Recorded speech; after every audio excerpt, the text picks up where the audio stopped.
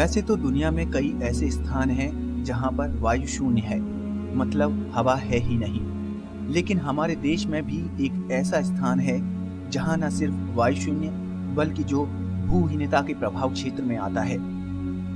यहाँ एक बात जान लेनी चाहिए कि भूहीनता के प्रभाव क्षेत्र में आने वाले स्थान धरती के वायुमंडल के चौथे आयाम से प्रभावित होते हैं।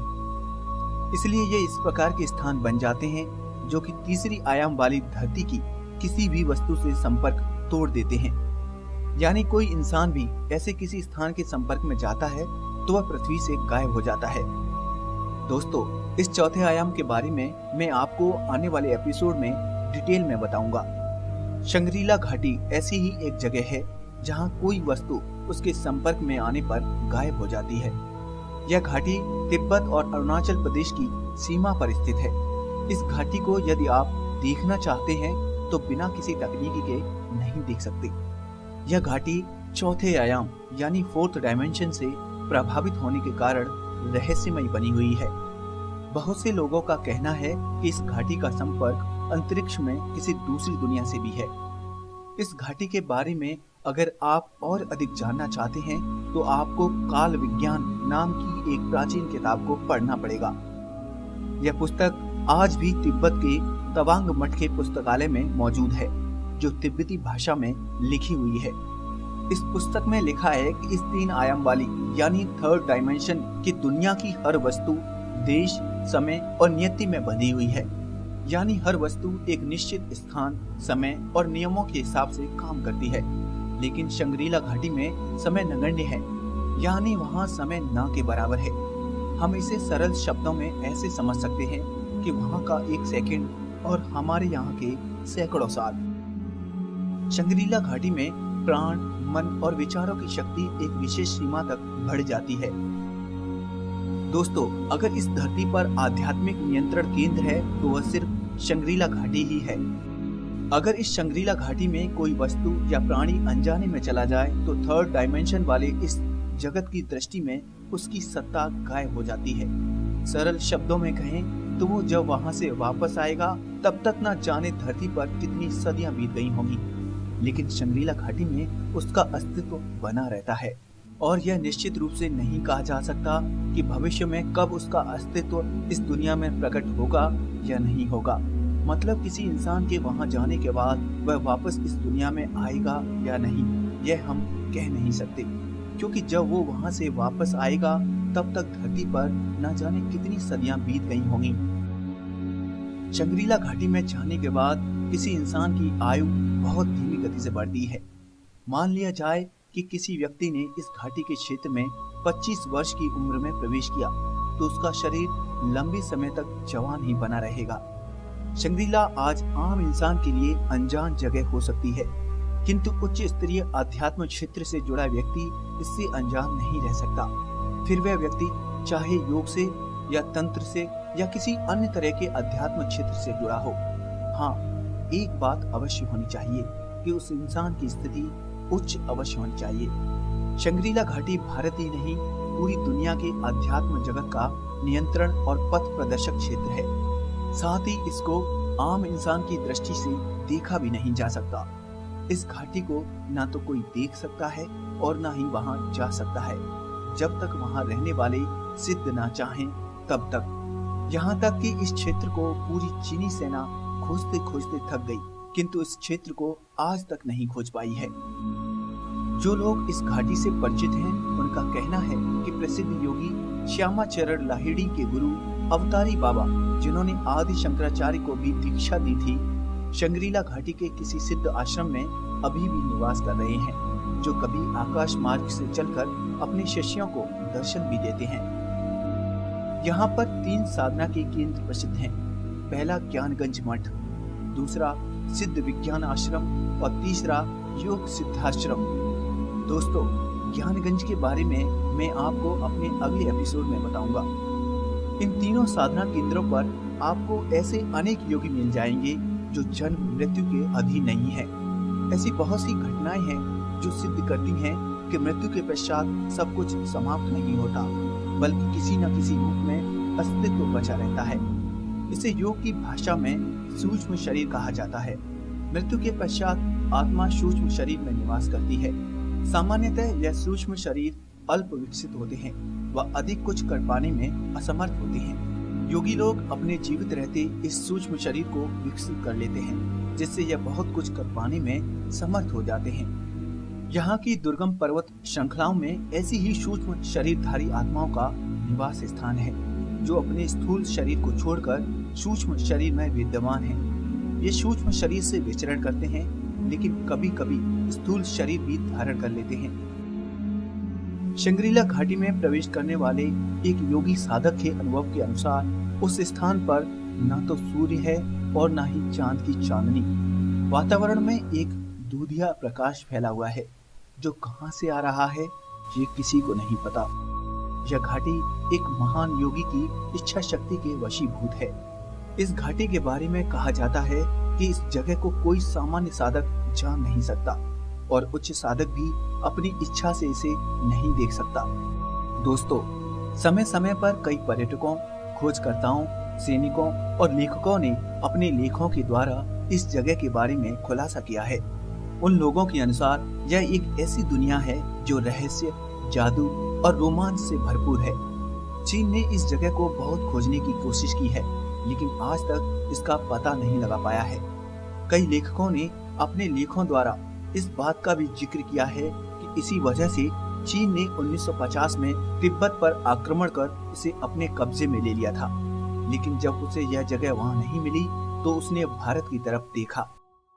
बौद्धों के धर्मगुरु दलाई लामा ने इस शंग्रीला घाटी के बारे में कहा था कि ऐसी किसी जगह का अस्तित्व नहीं है जो किसी को दिखाई ना दे। लेकिन बहुत से लोगों का मानना है कि ऐसी जगह वाकई में हिमालय में मौजूद है, जिसे कोई आज तक नहीं ढूंढ पाया है। उनके अनुसार शंग्रीला घाटी एक गुप्त जगह है जो दूसरी दुनिया में जाने का एक रास्ता है।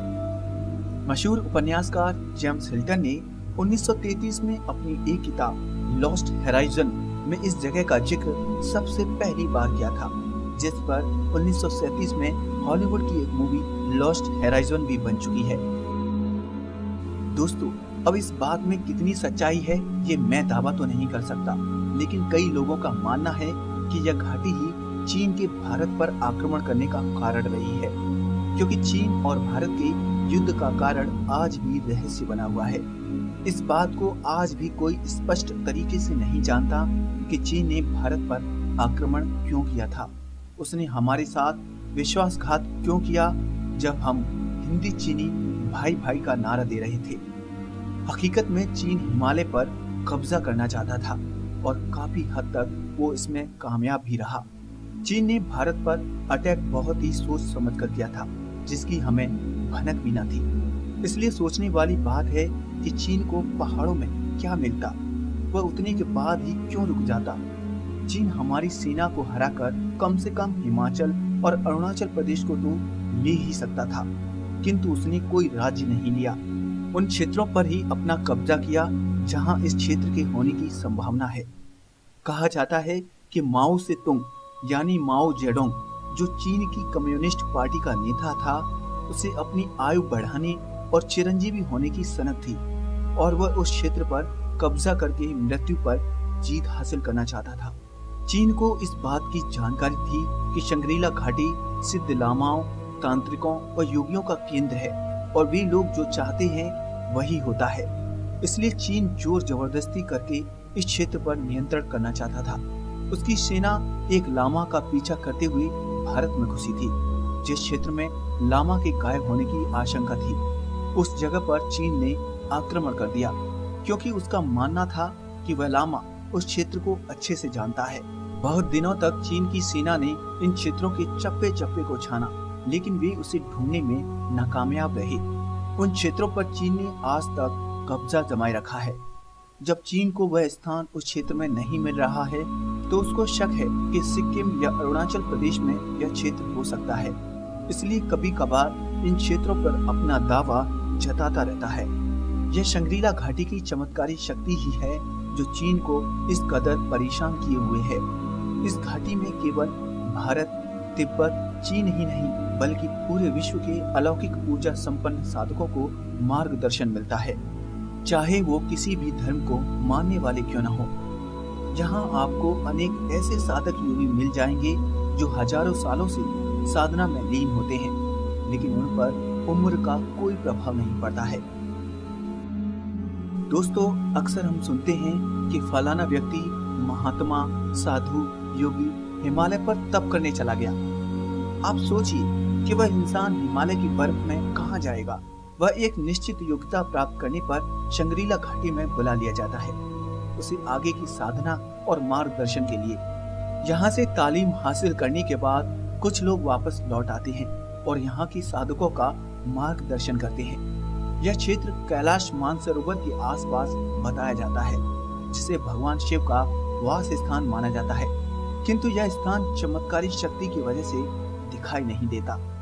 महाभारत के बाद पांडव भी इसी क्षेत्र में आए थे।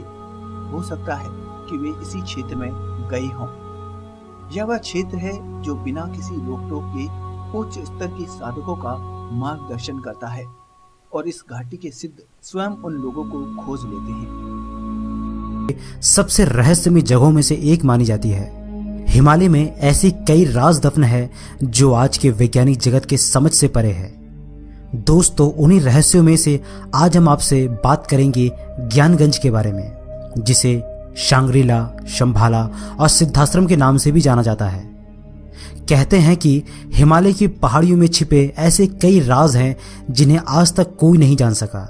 ज्ञानगंज मठ हिमालय में एक छोटी सी जगह है जो भारत में ही नहीं बल्कि तिब्बत में भी फेमस है, जिसके बारे में कहा जाता है कि यहाँ अमर होने का राज छिपा है। ये ऐसी जगह है जो सिर्फ सिद्ध पुरुषों को ही आसानी से मिलती है। यहाँ आम मनुष्य नहीं पहुंच पाता। ज्ञानगंज में कोई मृत्यु नहीं होती। यहाँ रहने वाले सन्यासियों की उम्र रुक जाती है। इस मठ में समय को रोकने वाले महात्मा तपस्या में लीन रहते हैं। आश्चर्य की बात तो ये है, ये ना तो खुली आंखों से दिखाई देती है और ना ही ये सैटेलाइट में दिखती है। ये जगह किसी खास धर्म या कल्चर का नहीं है। लेखक जेम्स हिल्टन की किताब Lost Horizon about the lost kingdom of Shangri-La में इस जगह का जिक्र हुआ है। वाल्मीकि रामायण और महाभारत में भी ज्ञानगंज का संदर्भ आता है। इसमें इसे सिद्धाश्रम का नाम दिया गया है। लोगों का कहना है कि ये जगह किसी खास धर्म या कल्चर का नहीं है। जो भी इसके लायक होता है वह इसे ढूंढ सकता है। सन 1942 में एक अंग्रेज अफसर एलबी फेरल को इस जगह पर कुछ खास अनुभव हुए थे, जिसके बारे में उन्होंने सन 1959 में साप्ताहिक हिंदुस्तान में लेख प्रकाशित करवाए थे। तिब्बती बुद्धिस्ट का मानना है कि जब दुनिया में युद्ध होगा, शंभाला का 25वां शासक इस धरती को बचाने आएगा। अनादिकाल से हिमालय का संपूर्ण क्षेत्र भारतीय संतों के लिए तपोभूमि रहा है। प्राचीन काल के ऋषि मुनियों से लेकर आधुनिक काल के अनेकों संत योगी हिमालय के विभिन्न क्षेत्रों में तपस्या करते रहे हैं। महात्मा तेलंग स्वामी, लोकनाथ ब्रह्मचारी, हितलाल मिश्र, राम ठाकुर, सदानंद सरस्वती, प्रभुपाद विजय कृष्ण गोस्वामी, स्वामी विशुद्धानंद, श्यामाचरण लाहिरी हिमालय के विभिन्न क्षेत्रों में आध्यात्मिक साधना करते रहे हैं। इस मठ और आश्रम के बारे में सभ्य जगत को जानकारी नहीं है। वे सामान्य पर्यटकों के निकट अलग से रहते हैं। इन आश्रमों में योग के साथ साथ विज्ञान की भी शिक्षा दी जाती है। केवल उच्च कोटि के लोग ही इस मठों में प्रवेश कर पाते हैं। कविराज जी, जो कि स्वयं ज्ञानगंज के चमत्कारों को प्रत्यक्ष रूप से देख चुके हैं, उन्होंने एक पुस्तक में लिखा था कि ज्ञानगंज हमारी इस परिचित पृथ्वी पर एक विशेष गुप्त स्थान है, किंतु वह इतना गुप्त है कि विशिष्ट शक्तियों के विकास न होने से तथा उस स्थान के अधिशास्त्रता की आज्ञा न होने से मृत्युलोक के जीव को दिखाई नहीं देता। उन्होंने अपनी कुछ चर्चाओं में जिक्र किया है कि द्वितीय महायुद्ध के समय 2 जर्मनी पर्यटक गिरफ्तारी के भय से नेपाल के रास्ते तिब्बत की ओर भाग गए थे। वहां वे एक ऐसे मठ में थे जहां सभ्य जगत की सारी सुविधाएं उपलब्ध थी। युद्ध समाप्त होने के काफी दिन बाद वे पैदल भारत की ओर रवाना हुए। इनकी राम कहानी सुनकर लोग चकित हो गए। हिमालय जैसे क्षेत्र में विज्ञान ने इतनी उन्नति की है, इसकी जानकारी संसार को नहीं है। लोगों ने उनकी बातों पर विश्वास नहीं किया। सिद्ध योगी और सन्यासियों ने कहा है कि ज्ञानगंज के साथ कहीं से भी संपर्क स्थापित किया जा सकता है।